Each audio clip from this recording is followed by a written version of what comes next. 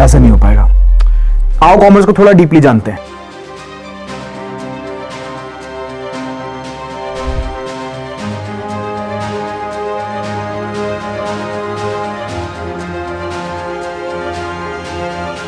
Welcome to the Aman show, जहां पे हम सिर्फ पढ़ाई की बातें नहीं करेंगे बल्कि मैं आपको ऐसे गेस्ट से मिलवाऊंगा जो कॉमर्स की फील्ड में मचा रहे हैं। तो तैयार हो जाओ हर वीकेंड अपनी एक्स्ट्रा क्लास के लिए।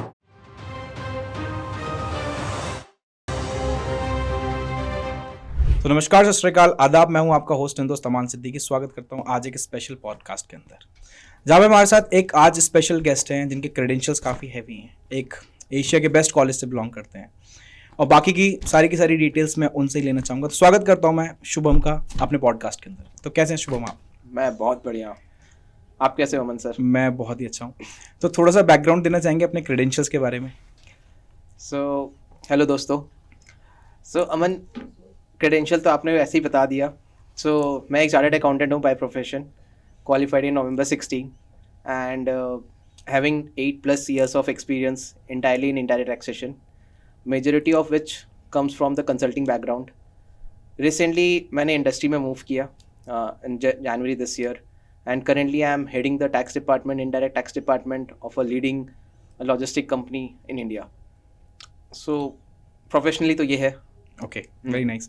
तो बट लाइक अगर हम स्टार्ट करते हैं स्कूल डेज से, देन कॉलेज, फिर देन प्रोफेशनल, तो थोड़ा सा बैकग्राउंड मिल सकता है? Aman, see I have come from a very small town. Okay, नाम भी किसी ने नहीं सुना होगा बट रानीगंज है। थैंक्स टू अक्षय कुमार, जिन्होंने अपनी मूवी बनाई मिशन रानीगंज एंड इस टाउन को फेमस कर दिया। So my schooling and everything happens there. I belong to a business background family. Okay. My father was a businessman and mother a housewife. So schooling वहीं से करी। Class 12th तक DAV से पढ़ा। उसके बाद honestly कभी सोचा नहीं था कि एशिया's topmost commerce कॉलेज में आऊँगा, but मार्क्स अच्छे आ गए, बस दिल्ली पहुँच गया।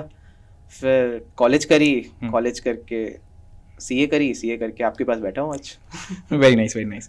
तो अगर स्कूल से स्टार्ट करते हैं तो किस टाइप के स्टूडेंट थे? लाइक स्टूडियस थे या लास्ट मिनट लर्नर थे? किस टाइप के स्टूडेंट थे? सी देखो, मैं एक बार बहुत बनिया फैमिली से बिलोंग करता हूँ। तो 10th तक तो अगर मैं बोलूँ तो मैं एक बिलो एवरेज या एवरेज ही मान लो एक स्टूडेंट था।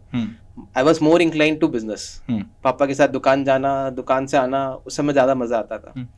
But when I went to class 11 and 12 जब करी, तब लोगों ने कहा कि नहीं, अब जो मार्क्स आएंगे it's very important because you get to college basis that. तो थोड़ा सा पढ़ाई में इंटरेस्ट आया, थोड़ा पढ़ने लग गया। तो हाँ, you can say that in 11 और 12 I was like in top 3 top 2 में हमारा नाम आ जाता था। Very nice. तो लाइक स्टूडियस ही थे, ठीक है? हाँ, वो बैक बेंचर टाइप तो नहीं था। हाँ, करेक्ट।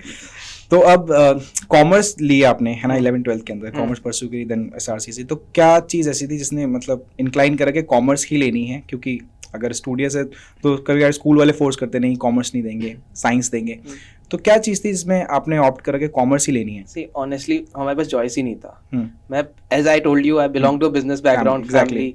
तो पापा का और हमेशा सबका डिफॉल्ट सेटिंग होता था कि commerce and CA. And honestly speaking, the place where I belong, I think 60% population CA ही है। आज के दिन भी वो सीए ही कर रहे हैं। तो हमारे लिए तो ऑनेस्टली मैं बताऊं तो हमें तो इतना अवेयरनेस भी नहीं था उस टाइम कि सीए के अलावा भी कुछ चीजें होती है।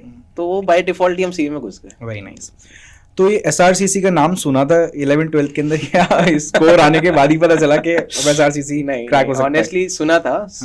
हमारे से एक बैच जस्ट पहले, 2 बैच पहले ही हमारे स्कूल से there was a senior who got admission in SRCC. तो काफी फेम एंड काफी वो होता है ना, एक पॉपुलर बच्चा हो जाता है तो एक स्टूडेंट हो जाता है। तो एसआरसीसी का नाम सुना था, but as I mentioned, never thought of getting into SRCC. Even in fact never thought of moving from West Bengal to Delhi, traveling so much distance and living far from the family and everything, कभी नहीं सोचा था। It's like a miracle which happened in my life. In fact अगर मैं आपको बोलूँ, I got admission in St. Xavier's in Kolkata. सब कुछ कर लिया, पीजी बुक कर ली, सब कुछ कर लिया। The last day when the admission was getting closed in SRCC, all of a sudden there were some family members, some neighbors who came to my father and like, आप ऐसा क्यों कर रहे हो? मतलब you should have admitted him in SRCC. उससे अच्छा कुछ है नहीं. Then my father actually like हमारे वहाँ घर के आसपास एयरपोर्ट नहीं था, हमारा घर एयरपोर्ट सबसे नियरेस्ट कोलकाता था. My father and the next day was the last day in admission of SRCC. तो उन्होंने मुझे रात को अकेले टैक्सी करके एयरपोर्ट भेजा. सुबह की 6 बजे की मैंने फ्लाइट ली, यहाँ 8 बजे लैंड किया. यहाँ से अपने से टैक्सी कैब करके, मतलब मैंने लाइफ में फर्स्ट टाइम फ्लाइट में बैठ रहा हूँ, फर्स्ट टाइम दिल्ली आ रहा हूँ, फर्स्ट टाइम अकेले कॉलेज पहुंचा हूँ, एडमिशन कराई, and then I just called my father, पापा हो गया एडमिशन. काफी ड्रामेटिक रहा है, एक्चुअली ड्रामेटिक है. And whenever I say to somebody, मुझे ऐसा लगता है कि बस डेस्टिनी था SRCC में आना, अदरवाइज तो होता ही नहीं कभी. तो अब एडमिशन हो गया, ठीक है, एंड उसके बाद की जो लाइफ है, जो SRCC ने चेंज एक लेके आया है या एक एक्स फैक्टर ऐड करा है, तो वो एक्स फैक्टर क्या था जिसने आज यहाँ पे पहुंचाया है? See, I think Aman, I think that was the personality, grooming, and the confidence. Correct.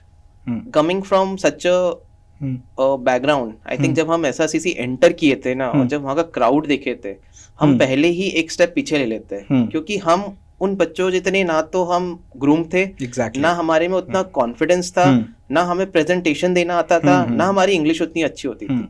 So we were always a step back than the other students of the college.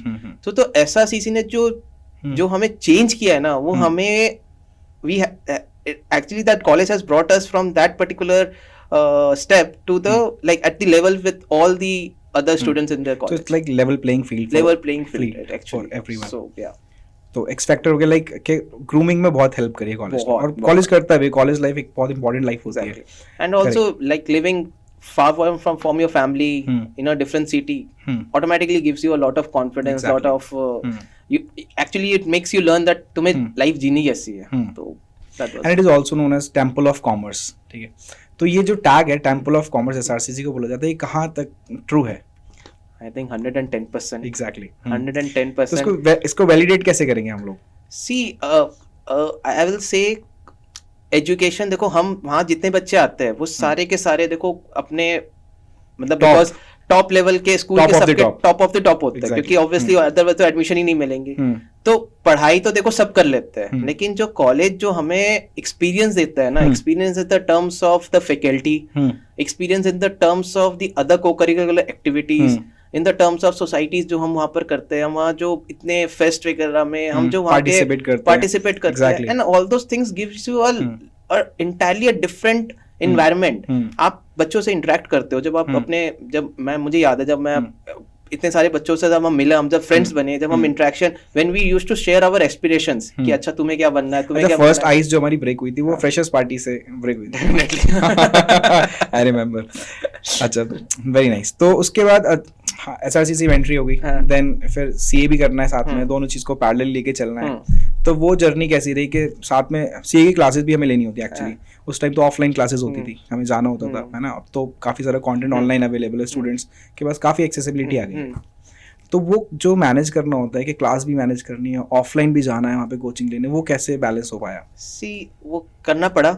एक तो कॉलेज में हमारे में सबसे बड़ा डिफिकल्ट क्या होता था, हमारी कॉलेज स्टार्ट होती थी सुबह, एक क्लास 8 बजे है, तो दूसरी जो लास्ट क्लास होती थी वो कभी 3 बजे होती थी, कभी 3:30 बजे होती थी. इफ यू रिमेम्बर 4 बजे तक हमारा कॉलेज खत्म होता था.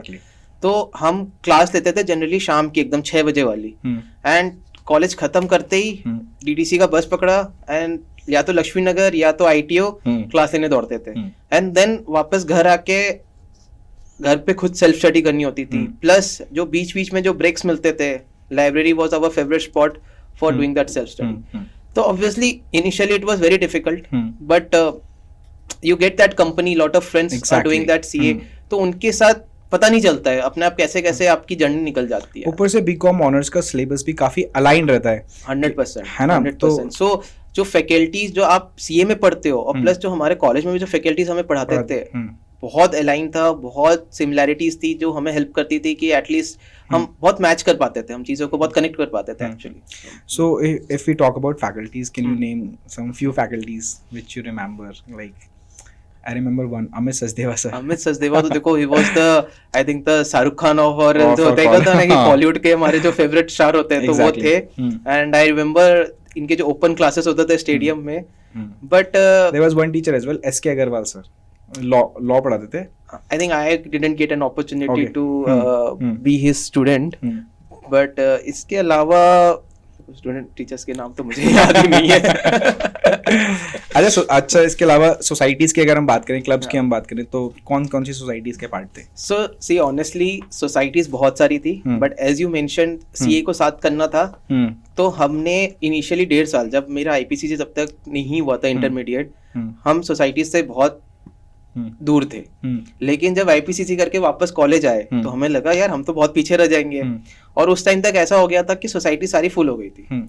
तो हमने क्या किया, और उस टाइम तक ऐसा था कि सीए स्टूडेंट्स को लेकर कोई ऐसी सोसाइटी थी नहीं थी।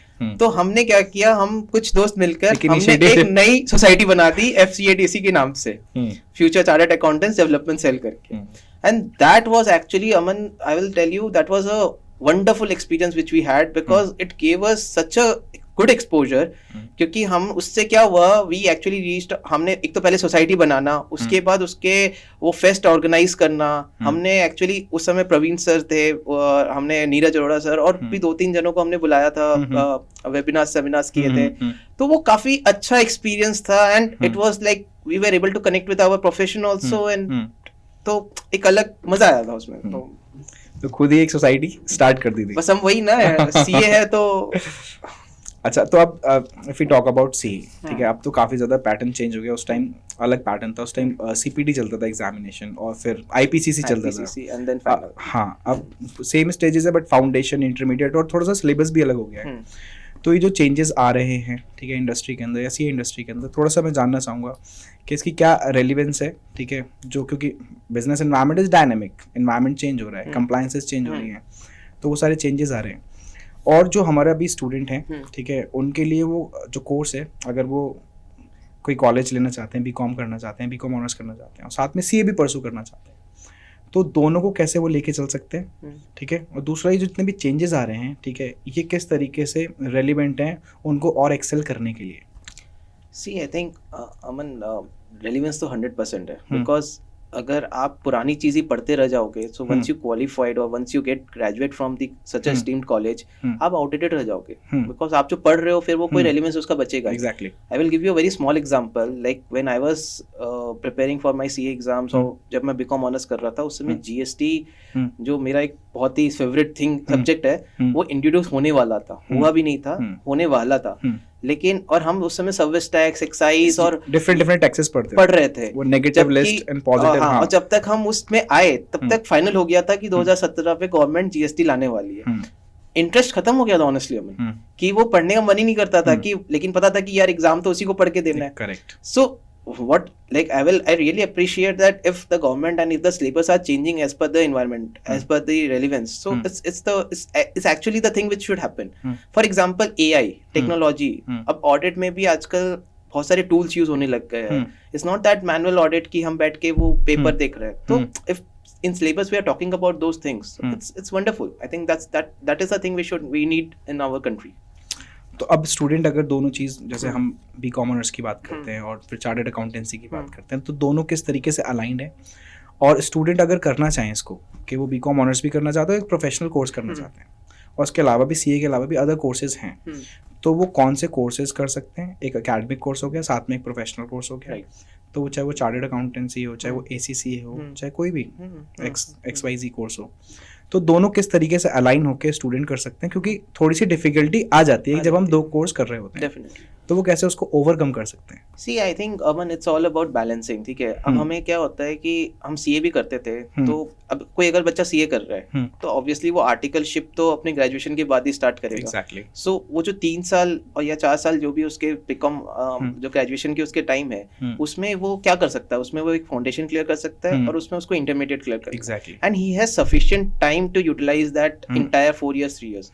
तो आई थिंक, और सेम थिंग होता है कि जैसे अगर किसी को एमबीए करनी है, तो एमबीए करनी है तो एमबीए तो चलो बाद में होगी, लेकिन एटलीस्ट जो कैट की प्रिपरेशन है, वो ही can utilize this graduation period. क्योंकि देखो, हमारा जो कॉलेज का, हमारा जो बीकॉम ऑनर्स का सिलेबस होता है, इतना भी कोई बहुत हेक्टिक या इतना कोई वो नहीं होता कि आप कुछ और साथ में कर नहीं सकते। In fact you can enjoy your life, you can enjoy your college life, and side by side you can also pursue your normal graduation syllabus, as well as you can also pursue your professional course, whatever the syllabus is there। क्योंकि एक तो काफी चीजें match हो जाती है, काफी चीजें अलाइन हो जाती है, एंड देन टाइम भी आपका मैनेज हो जाता है easily. So it's all about selecting one particular field, following your passion, and then giving time to that, nothing more than that. ठीक है.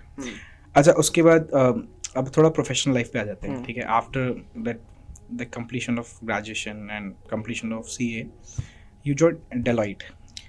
So it started a step back. Okay. So Deloitte was after my qualification. I started with EY Okay. as my articleship के लिए. Articleship, okay. And that was that I got as a campus placement from SRCC itself. Okay. So So there is an advantage, like आप वहाँ से articleship भी ले सकते हैं, है ना? Definitely. तो कॉलेज का. So college का ये होता है कि campus placement होती है. Generally सारे big fours जाते हैं. So थोड़ा सा होता है ना कि हर जगह होती है कि आपको reference. So I was fortunate कि मेरे को कभी उस रेफरेंस की जरूरत नहीं पड़ी. I got that entry from my college itself. And then once you get that entry, so you are always there. तो ये EY से जर्नी स्टार्ट हुई है. मेरी EY ठीक से है. journey start कितने टाइम तक EY में काम करा? So I honestly I left EY within a year. ठीक है, क्योंकि मुझे थोड़ा सा हेक्टिक लग रहा था. एंड वो हेक्टिक इसलिए लग रहा था क्योंकि उसमें ट्रैवल ऑडिट में था. ट्रैवल बहुत होते थे, तो मैं पढ़ नहीं पाता था. और मुझे ऐसा लगता था कि पढ़ाई भी साथ साथ जरूरी है. तो मैंने EY छोड़ दी 1 साल में. Then I joined a mediocre firm, ESN Associates. It's again a Gurgaon based firm.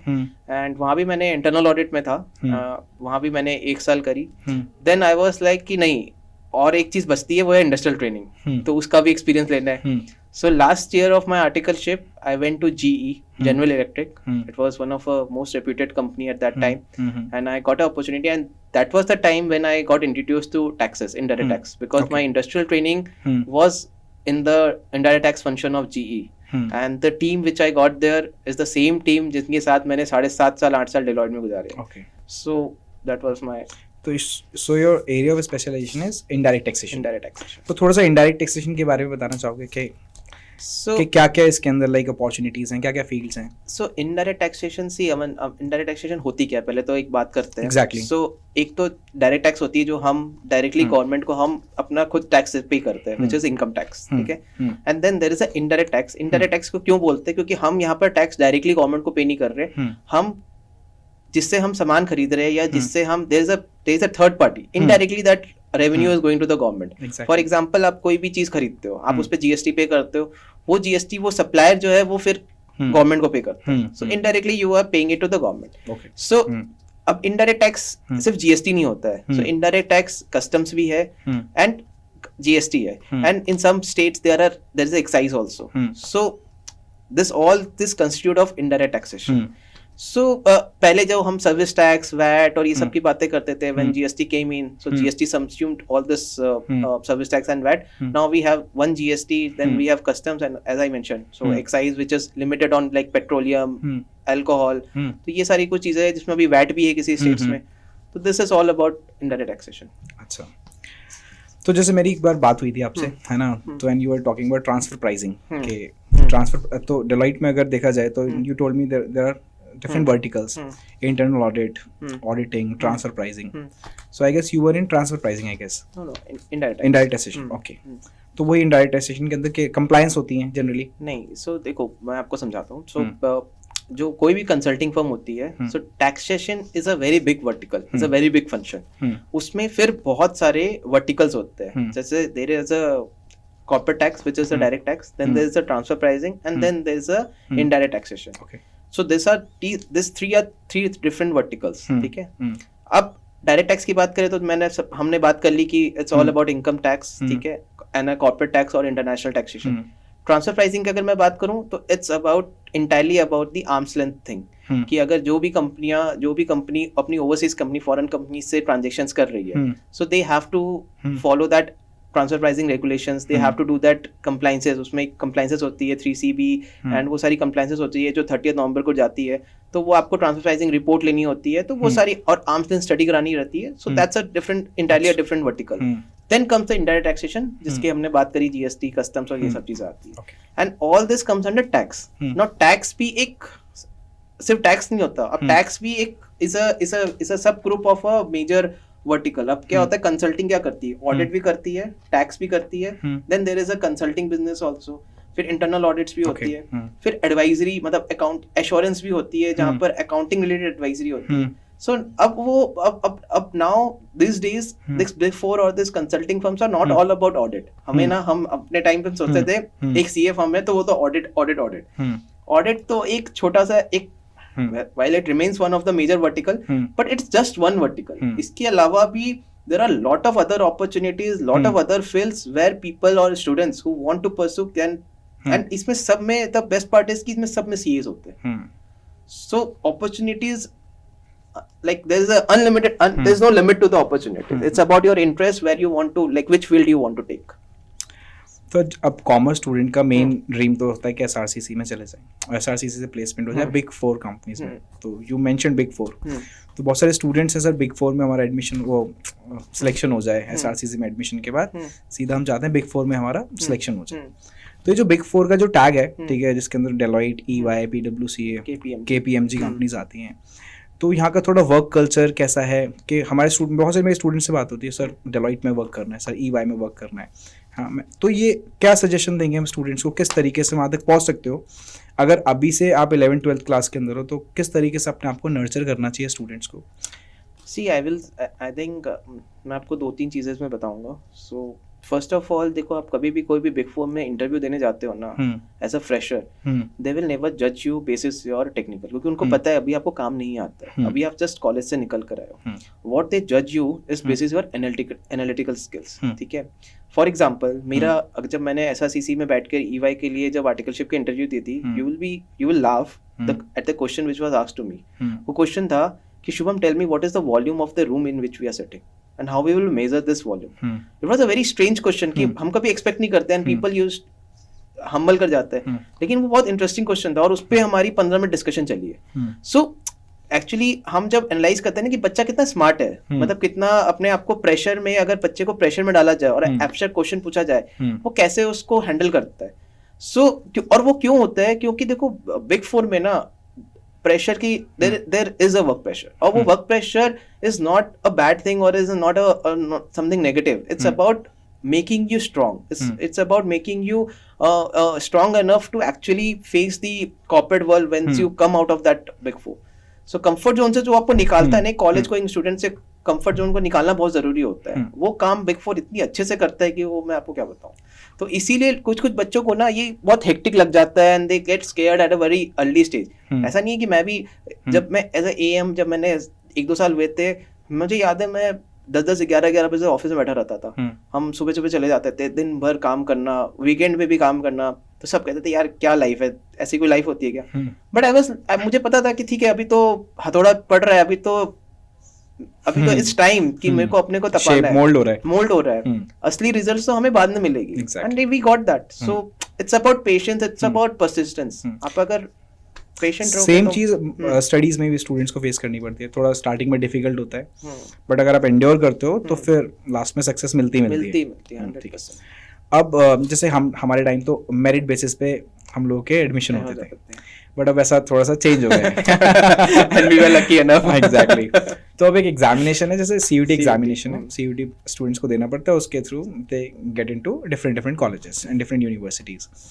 तो जो CUT की प्रिपरेशन है, ठीक है, वो इनको बोर्ड्स के साथ अलाइन करनी होती है, ठीक है, क्योंकि इनको 1-1.5 महीना भी नहीं मिलता आफ्टर बोर्ड्स, और उसी के बेसिस पे जज होना है कि आपको कौन सा कॉलेज मिलेगा. ठीक है, तो काफ़ी सारे स्टूडेंट्स अवेयर भी नहीं होते इस बात से कि CUT भी एक एग्जामिनेशन है, क्योंकि वो बोर्ड्स में ही ज़्यादा बिजी होते हैं, क्योंकि उनका पहला टारगेट तो बोर्ड्स है. तो क्या रिकमेंड करोगे स्टूडेंट्स को कि किस तरीके से, देखो बैलेंसिंग की बात सेम ही है कि बोर्ड्स के साथ आपको CUT अपना पैरेलल लेके चलना पड़ेगा, बट क्या रिकमेंडेशन है during your 11th and 12th के कैसे चीज़ों को मैनेज करते थे पढ़ाई को? वो एक जो होता है ना कंसिस्टेंसी की मंत्रा, क्या देना चाहोगे स्टूडेंट्स को? मेरा तो यही एक सिंपल सा फंडा रहता है हमेशा, प्लानिंग.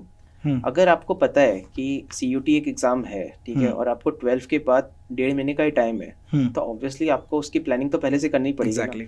तो आपको प्लानिंग अगर पहले से करनी है तो आप देखो बोर्ड के टाइम, प्री बोर्ड के टाइम तो ऑलरेडी बच्चे पे इतना प्रेशर रहता है, तो ऑब्वियसली इट्स बेटर कि आप 12 के साथ साथ उस CUT की प्रिपरेशन भी स्टार्ट कर दो. आई थिंक सिलेबस मोर और लेस सेम होती होगी, लेकिन कुछ उसमें एक्स्ट्रा भी होता होगा, कुछ प्लस माइनस होते होंगे. तो आपको वो माइंडसेट, ऐसा होता है ना कि एग्जाम बच्चे ने बोर्ड दिया, फिर उसको लगता है ओ छुट्टी हो गई मेरी, अब तो भैया मस्ती का टाइम है. बट वो मस्ती का टाइम एक्चुअली 1.5-2 महीने बाद आएगा जब आपने एक बार CUT दे एग्जैक्टली तो आई थिंक वो फोकस आपको रिटेन करके रखनी है जो आप बोर्ड तक बना के रखे हो उसको फोकस को रिटेन करो एंड एक बार हमने CUT दे दी उसके बाद एक बार कॉलेज का एडमिशन जब तक आता है तब तक आप फिर मजे करो. सही है. बट आई थिंक तो कॉलेज में जाके हो ही जाते हैं, हो ही जाता है, प्रेशर से ही स्टार्ट हो जाते हैं वो.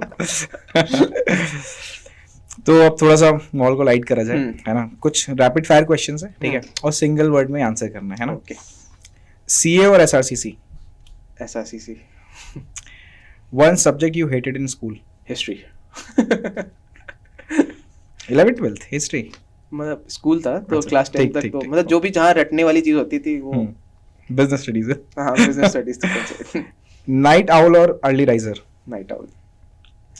अच्छा, रैंक करना है इन ऑर्डर, ठीक है. Skills, marks, college, confidence?